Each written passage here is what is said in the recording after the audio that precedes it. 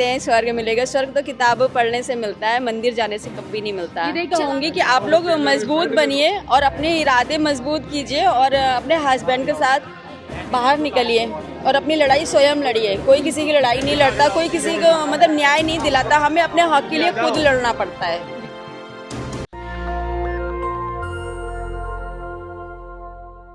नमस्कार, मैं निधि रतन, आप देख रहे हैं नेशनल दस्तक तस्वीर भारत की। आज हम मौजूद हैं दिल्ली में। एक प्रोग्राम का आयोजन किया गया था, बहुजन एकता सम्मेलन, और उसी सम्मेलन में कुछ महिलाएं मौजूद हैं। आप देख सकते हैं कि छोटी छोटी बच्चियों को लेकर यहाँ पर आई हैं। बहुजन समाज में जहाँ महिलाओं को घर की चार दीवारी में रखा जाता है, उसी के दौरान वर्तमान समय में महिलाएं चुनौतियों को स्वीकार करके घरों से निकल रही हैं। आप क्या सोचकर सम्मेलन में आई हैं? सबसे पहले जय भीम नमो बुद्ध है। और मैं तो ये सोच के आई हूँ कि हमारा बहुजन समाज जो पहले था आज वो नहीं है। और जब हम औरतें बाहर निकलेंगे तभी हमारा समाज सबसे आगे बढ़ेगा और मजबूत बनेगा, क्योंकि हम औरतें ही घर और परिवार को सबसे पहले मजबूत बनाती हैं। इसलिए मैं और अपने बच्चों को लेके इतनी गर्मी में फिर भी मैं इतनी दूर से आई हुई हूँ।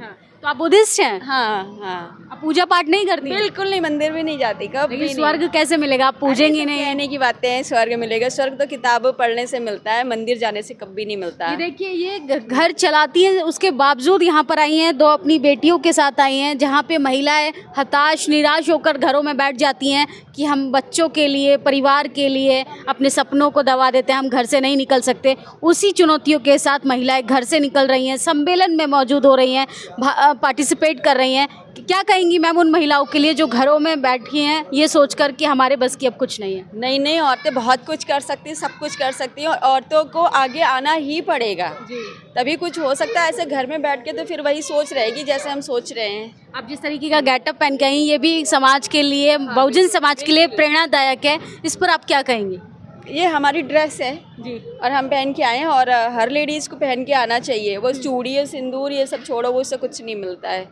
हमारी जो समता सैनिक की ड्रेस तो सुहाग की निशानी होती है। कहने की बात है, सुहाग की निशानी। मुस्लिमों कितना चूड़ी और सिंदूर लगाती, क्या उनके हस्बैंड जिंदा नहीं रहते? क्रिश्चियन कितना चूड़ी और बिछुआ और सिंदूर पहनती हैं, क्या उनके हस्बैंड जिंदा नहीं रहते? अमेरिका में देख लीजिए, बाहर और कंट्रीज में जाके देख लीजिए आप, कौन चूड़ी बिछुआ सुहाग पहनता है? क्या वो मतलब सुहागन नहीं रहती हैं? आप हिंदुज़म को ख़त्म करना चाहती हैं? बिल्कुल बिल्कुल, उसको तो मैं अपोजिट हूँ। क्यों? क्योंकि उसको तो सब झूठ का है, एक झूठ की बुनियाद पे खड़ा हुआ, उसमें सच्चाई कुछ नहीं है। मोदी जी तो हिंदू राष्ट्र बना रहे हैं, आप पैंट शर्ट पहन के यहाँ पर आई हैं, ये भी सब बंद होने वाला है। अरे बंद हो जाए, कोई नहीं, ये कभी नहीं बंद हो सकता है पैंट शर्ट। तो अब स्वाभिमान की लड़ाई? बिल्कुल बिल्कुल, क्यों नहीं। कुछ नहीं, मोदी की ऐसी बातें हैं। वो जब अपनी बीवी के ना हुए कहना नहीं चाहिए, तो वो राष्ट्र के क्या होंगे?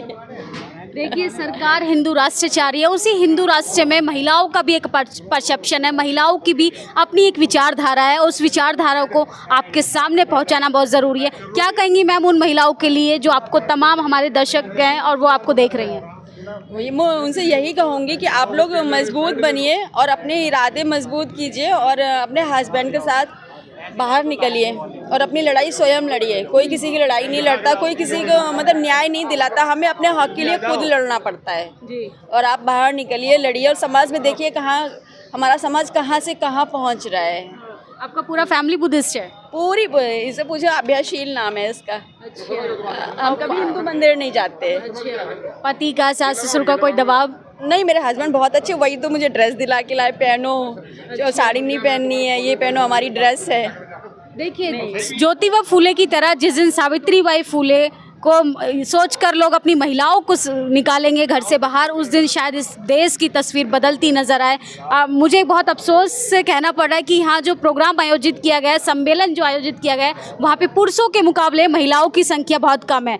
लेकिन पुरुषों को समझने की ज़रूरत है कि हमारे घर की महिलाएं चार दीवारी से उतरकर जब सड़कों पर आएंगी, तभी वो संसद की ताकत बन पाएंगी, तभी वो राष्ट्र की ताकत बन पाएंगी, तभी शायद हमारी महिलाएँ जो हैं मायावती बन पाएँ, जो सावित्री भाई फूले बन पाए।